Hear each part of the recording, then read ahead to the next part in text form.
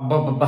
ఎన్ని రోజులకు తెలుగు టైటాన్స్ అద్భుతమైన పర్ఫార్మెన్స్ చేసింది. ఈ రోజు టాప్ 1 లో ఉన్నటువంటి హర్యానా స్టీలర్స్ కు జలకిచ్చింది.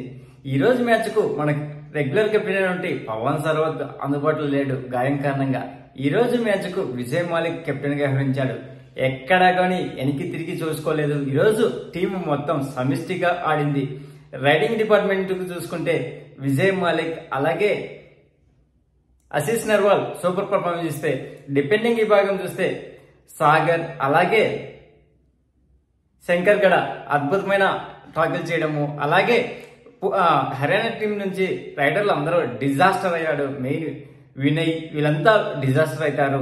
అంతేకాకుండా ఈ మ్యాచ్ లో మనం ఎవరైనా ఊహించామా 49 పాయింట్లు తెలుగు టైటాన్స్ చేయడము, హర్యానా స్టీలర్స్ ను కేవలం 27 పాయింట్లకే కట్టడి చేయడం అసలు కల్లో కూడా ఊహించుకోలేదు. కానీ ఈ రోజు మ్యాచ్ జరిగింది. ఈ మ్యాచ్ లో చివరి 5 నిమిషాలు ఉన్నప్పుడు ఆశీష్ నర్వాల్ చేసినటువంటి సూపర్ రైడ్ హైలైట్. అంతేకాకుండా ఈ మ్యాచ్ లో సమిష్టిగా ఆడితే ఎంతటి టీంనైనా మట్టి కరిపించచ్చు అని నిరూపించేది తెలుగు టైటాన్స్. మన కెప్టెన్ పవన్ సర్వత్ లేకున్నా గానీ పర్వాలేదు, మేమంతా కలిసి మన టీంను గెలిపిస్తాము, ఈసారి ఖచ్చితంగా బాగా ఆకలికొన్న పులిలాగా విజృంభిస్తాము అని నిరూపించుకున్నది తెలుగు టైటాన్స్. ఇంకా మ్యాచ్ విషయానికి వస్తే ఏ టీం ఎలా పర్ఫార్మెన్స్ ఇచ్చిందో ఒకసారి చూద్దాం. మొదటగా మనం చూస్తే తెలుగు టైటాన్స్ 46 రైడ్ చేస్తే హర్యానా స్టీలర్స్ 45 రైడ్ చేసేది. అందులో రైట్ పాయింట్ సాధించింది తెలుగు టైటాన్స్ కు 18 రైట్ పాయింట్ సాధిస్తే హర్యానా కూడా 18 రైట్ పాయింట్ సాధించేది. టాకిల్ రూపంలో చూస్తే తెలుగు టైటాన్స్ 16 టాకిల్ చేసేది, హర్యానా కేవలం 9 మాత్రమే చేసేది. అంతేకాకుండా ఈ మ్యాచ్ లో హర్యానాను 4 సార్లు ఆల్అౌట్ చేసిందంటే అసలు నేను కల్లో కూడా ఊహించలేదు తెలుగు టైటాన్స్ నుంచి ఇంత పర్ఫార్మెన్స్ ఇస్తుందని. 4 సార్లు ఆల్అౌట్ చేయడం వల్ల 8 పాయింట్లు లభించాయి. అలాగే ఎక్స్ట్రా పాయింట్స్ రూపంలో తెలుగు టైటాన్స్ కు 7 పాయింట్లు లభించాయి, హర్యానాకు ఒక్కటి కూడా లభించలేదు.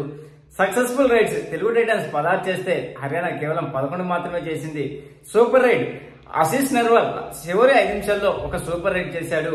హర్యానా నుంచి ఏమీ నమోదు కాలేదు. అలాగే టోటల్ టాకిల్స్ ఇరు టీంలు 25 టాకిల్ అటెంప్ట్ చేస్తే తెలుగు టైటాన్స్ 16 టాకిల్ సక్సెస్ అయ్యేది, హర్యానా కేవలం 8 మాత్రమే సక్సెస్ అయింది. ఒక సూపర్ టాకిల్ చేసింది హర్యానా, అది రాహుల్ ఆశీష్ నర్వాల్ ను అవుట్ చేశాడు సూపర్ టాకిల్ లో. ఇంకా ఈ మ్యాచ్ లో ఇండివిజువల్ పర్ఫార్మెన్స్ ఒకసారి చూద్దాం. మొదటగా మనం చూస్తే ఈ మ్యాచ్ లో ఫస్ట్ హాఫ్ 11-21 అంటే 13 పాయింట్ల లీడ్ లో ఉన్నటువంటి తెలుగు టైటాన్స్ మ్యాచ్ ముగిసే సమయానికి 27-49 22 పాయింట్ల తేడాతో ఘన విజయం సాధించింది.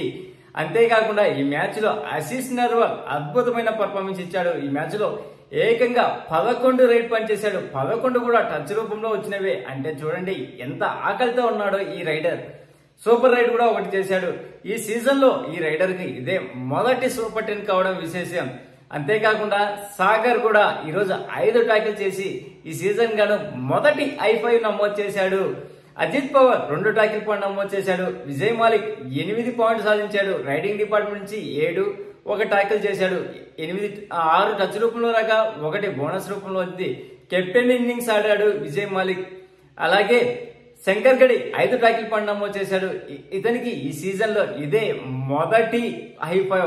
అలాగే అంకిత్ 3 టాకిల్ పాయింట్ నమోదు చేశాడు. ఇంకా హర్యానా టీం నుంచి చూస్తే సంజయ్ 2 టాకిల్ పాయింట్ నమోదు చేశాడు. సహిల్ 1 టాకిల్ పాయింట్ నమోదు చేశాడు. వినయ్ 3 బోనస్ చేశాడు, 1 టచ్ కూడా చేయలేదు. ఈ రైడర్ ఈరోజు డిజాస్టర్ లోకెల్లా డిజాస్టర్ అయ్యాడు. శివం బత్రే కేవలం 1 బోనస్ చేశాడు. రాహుల్ 6 పాయింట్లు సాధించాడు, అందులో 2 బోనస్లు కాగా 4 టాకిల్ పాయింట్ చేశాడు.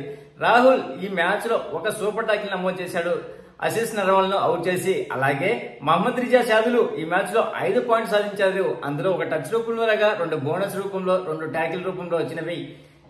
జయసూర్య 5 పాయింట్లు నమోదు చేశాడు, అందులో 4 టచ్ రూపంలో రాగా 1 బోనస్. ఇదే ఆ టీంకు హైయెస్ట్ రైడింగ్ పాయింట్స్ సాధించిన వాడు. విశాల్ తట్టే 2 టాకిల్ రైడ్ పాయింట్స్ సాధించాడు, 2 కూడా టచ్ రూపంలో వచ్చినవి. ఈ మ్యాచ్ లో ఆశీష్ నర్వాల్ 20 రైడ్ చేస్తే అందులో 11 పాయింట్లు లభించాయి. 50% స్ట్రైక్ రేట్ నమోదు చేశాడు. ఈ మ్యాచ్ లో రైడింగ్ డిపార్ట్మెంట్ నుంచి ఆశీష్ నర్వాల్ అలాగే విజయ్ మాలిక్ చూసుకుంటే, డిపెండింగ్ విభాగం చూసింది సాగర్, శంకర్ గడి చూసుకున్నాడు. ఇది సమిష్టిగా వేస్తే ఎంతటి టీం అయినా గానీ ఓడిపోక తప్పదు. ఇంకా ఇప్పుడు మనం గెలిచిన తర్వాత మన పొజిషన్ ఏందో ఒకసారి చూద్దాం. మొదటగా చూస్తే హర్యానా స్టీలర్స్ 10 మ్యాచ్లకు గాను 8 గెలిచి 2 ఓడిపోయి 41 పాయింట్లతో ఫస్ట్ ప్లేస్ లో ఉంటే 11 మ్యాచ్లకు గాను 8 గెలిచి 3 ఓడిపోయి 41 పాయింట్లతో ఫస్ట్ ప్లేస్ లో ఉంటే జైపూర్ పింక్ ప్యాంథర్స్ 10 మ్యాచ్లకు గాను 6 గెలిచి 3 ఓడిపోయి 1 టైతో 35 పాయింట్లతో సెకండ్ ప్లేస్ లో ఉంది. పుణె రీపల్టన్ 10 మ్యాచ్లకు గాను 5 గెలిచి 3 ఓడిపోయి 2 టైతో 34 పాయింట్లతో థర్డ్ ప్లేస్ లో ఉండగా యు ముంబా 10 మ్యాచ్లకు గాను 6 గెలిచి 3 ఓడిపోయి 1 టైతో 34 పాయింట్లతో ఫోర్త్ ప్లేస్ లో ఉంది. పాట్నా పైలట్స్ 10 మ్యాచ్లకు గాను 6 గెలిచి 4 ఓడిపోయి 33 పాయింట్లతో ఫిఫ్త్ ప్లేస్ లో ఉండగా దబాంగ్ ఢిల్లీ 11 మ్యాచ్లకు గాను 5 గెలిచి 5 ఓడిపోయి 1 టైతో 32 పాయింట్లతో సిక్స్త్ ప్లేస్ లో ఉంది.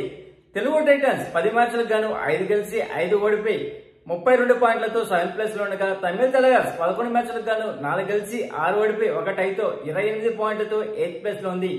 యూపీ యోగా 9 మ్యాచ్లకు గాను 4 గెలిచి 5 ఓడిపోయి 25 పాయింట్లతో నైన్త్ ప్లేస్ లో ఉండగా బెంగాల్ వారియర్స్ 10 మ్యాచ్లకు గాను 3 గెలిచి 5 ఓడిపోయి 2 టైతో 23 పాయింట్లతో 10th ప్లేస్ లో ఉంది.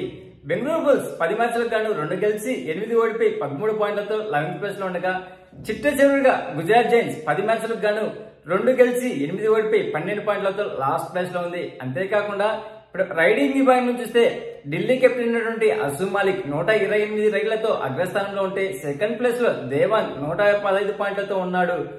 అర్జున్ 108 పాయింట్లతో థర్డ్ ప్లేస్ లో ఉండగా పవన్ 92 పాయింట్లతో ఫోర్త్ ప్లేస్ లో ఉన్నాడు. నితిన్ కుమార్ 91 రైడ్ పాయింట్లతో ఫిఫ్త్ ప్లేస్ లో ఉండగా డిపెండింగ్ విభాగం చూస్తే మహమ్మద్ రిజాజ్ చాదులు 40 టాకిల్ పాయింట్లతో అగ్రస్థానంలోకి దూసుకొచ్చాడు. గౌరవ్ ఖత్రి 40 టాకిల్ పాయింట్లతో సెకండ్ ప్లేస్ లో ఉండగా నితీష్ కుమార్ 30 టాకిల్ పాయింట్లతో థర్డ్ ప్లేస్ లో ఉన్నాడు. రాహుల్ 36 టాకిల్ పాయింట్లతో ఫోర్త్ ప్లేస్ లో ఉండగా నితిన్ రావల్ 34 పాయింట్లతో ఫిఫ్త్ ప్లేస్ లో ఉన్నారు. ఈ మ్యాచ్ లో అద్భుతం చేసిన ఆశీస్ నెర్వాల్కు అవార్డు లభించబోతుంది. అలాగే tackle of the match Sagar కి రాబోతుంది. Momentum of the match Vijay Malik రాబోతుంది.